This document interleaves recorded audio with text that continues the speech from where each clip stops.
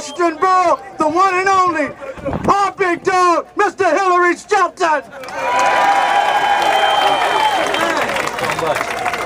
Good afternoon. We are fired up. Ready to go. Fired up. Ready to go. You know, I'm so honored to be here in Pennsylvania as we talk about yet another issue of injustice that we must take on. It's so good that we recognize that no matter how challenging the goal, that we must stand. We must stand together and make sure that this awful atrocity never happens to anyone. We've been here before. So I'm here to support the Pennsylvania State Conference of the NAACP and my state conference president, Jerry Mondesire. Give him a big hand. Jerry, thank you for what you do for us all the time.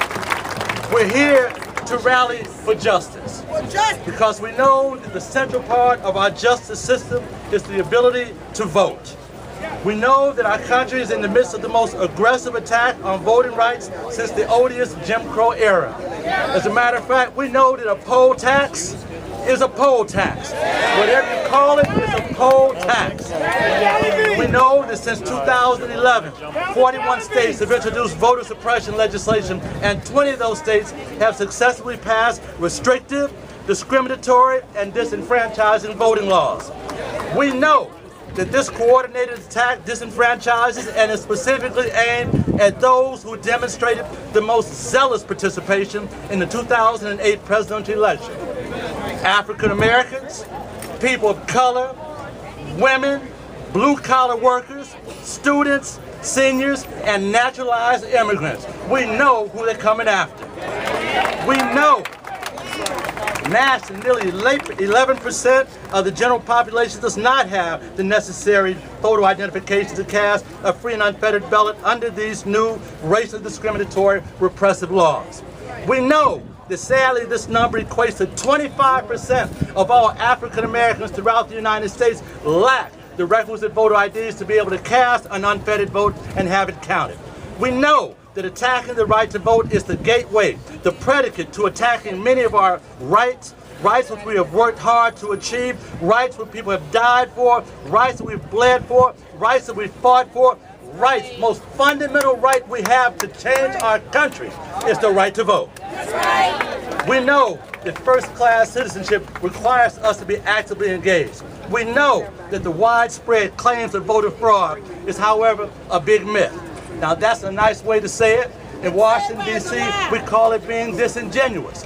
But here in Philadelphia, we know it's called a damn lie. So we know that since 1909, the NAACP has been fighting for the right to vote, that a fundamental right, the right that should be available to every American citizen, even those who completed their incarceration, and struggling to rejoin our society as fully engaged Americans. We know the right to vote is fundamental. Voting gives a person a sense of ownership. We become stakeholders in the communities that we live in. We become those who can actually participate and make decisions for our neighborhoods, for our states, and for our country. We know that voting gives a person a sense of the ability to fully participate in all that we do. And we know, however, that the photo ID law here in Pennsylvania, as in other states across the country, is one that has no substantive purpose. So what about the rights here in the great state of Pennsylvania, the state of virtue, liberty, and independence? Under the bill, which was just signed into law barely 4 months ago, over 785,000 Pennsylvanians may find themselves unnecessarily disenfranchised as we approach the upcoming election. This is over 9% of the entire state's voting population. In Philadelphia alone, over 186,000 registered voters, or 18% of the people registered to vote in this city, do not have the necessary IDs to be able to cast their vote on election day. If even one person is turned away from the ballot box in the Keystone State because he or she does not have the newly prescribed photo ID, it will be especially tragic given that during the hearing on the bill, even the bill's sponsor could not come up with a single instance of voter fraud or voter impersonation in the history of the state in which a photo ID would have made one iota of difference. It is a solution looking for a problem that has created collateral damage for all in our democracy. Let me just give you a little bit of context. Over 132 million citizens voted in the 2008 election nationwide. Yet, a report by U.S. Attorney General John Ashcroft, who served under the most recent President Bush, found only 24 people have cast a ballot unlawfully between 2002 and 2005, an average of 8 voters per year, and none were here in the state of Pennsylvania. To quote one of America's greatest U.S. Attorney Generals, in this case, Eric Holder, from earlier this month, the Attorney General spoke before the NAACP, but we know him because he's a lifetime member of the NAACP. Eric Holder said, "The arc of American history has always moved towards expanding the electorate. It is what has made this nation exceptional. We will simply not allow this era to be the beginning of the reversal of that historic progress." In short, ladies and gentlemen, brothers and sisters, we gather here today to tell everyone who will listen and some who won't that we know what is going on and we will not stand for it. Indeed, we are fired up and ready to go. Fired up and ready to go. Fired up and ready to go. Fired up, ready to go. Fired up, ready to go. Fired up and ready to go. Fired up, ready to go. Fired up, ready to go. Fired up, ready to go.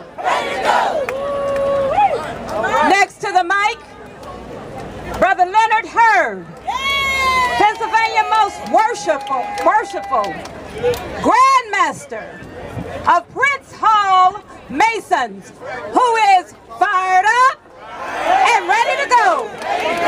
Fired up and ready to go. Brothers and sisters, good afternoon. I want to start by saying something very, very, very important. That is, Governor Corbett, shame on you. The state legislators who voted for this voter photo identification law, which we know is a voter suppression law, shame on you. Shame on you. Let us go back a ways, a little history in this country. Some of us seem to forget that it was in 1775 when Prince Hall started advocating for rights of all citizens in Boston, Massachusetts. Right here in the Commonwealth of Pennsylvania in 1793, in the city of Philadelphia, the Reverend Absalom Jones and the Reverend Richard Allen petitioned this state legislature for equal rights for all of its citizens. It was in 1964 in Atlantic City when Fannie Lou Hamer came to Atlantic City during the Democratic Convention and fought for the right to vote and to represent the citizens of the great state of Mississippi. My brothers and sisters, we are not afraid to fight. We are used to fighting. Fighting is not something that's new for us. But why do we continue to have to fight for what is our right? So I say to you today, we can win this fight. We don't have to stand up here all day long and give speeches. We can win this fight. It is a very simple process. Talk to all of the individuals in your family, in your household. Make sure your household is prepared to vote. Make certain that the households of the individuals on your block and in your community are prepared to vote. Make sure they have the appropriate identification so that they can vote. And then we will fight this battle in the courts, we will fight this battle on the streets, and we will win this battle at the polls. It was the 13th, 14th, and 15th Amendment to the Constitution that gave us our rights as citizens in this country. Yet, in 1965, Some of us had to have a Voting Rights Act. Well, that Voting Rights Act came out because of a poll tax, etc., etc., etc. Governor Corbett, we are not going back there. This law is nothing but a poll tax, and we will not pay it. We will win this battle. We will fight in every corner of this state. The 150,000 households that is obedient to our organization will get out there and make certain that in every corner of this state, we are putting forth our effort to win this battle. So I say to you, fight this battle. Don't sit down, but like the brother who said, stand up, stand up, stand up, and we will win this battle. Thank you.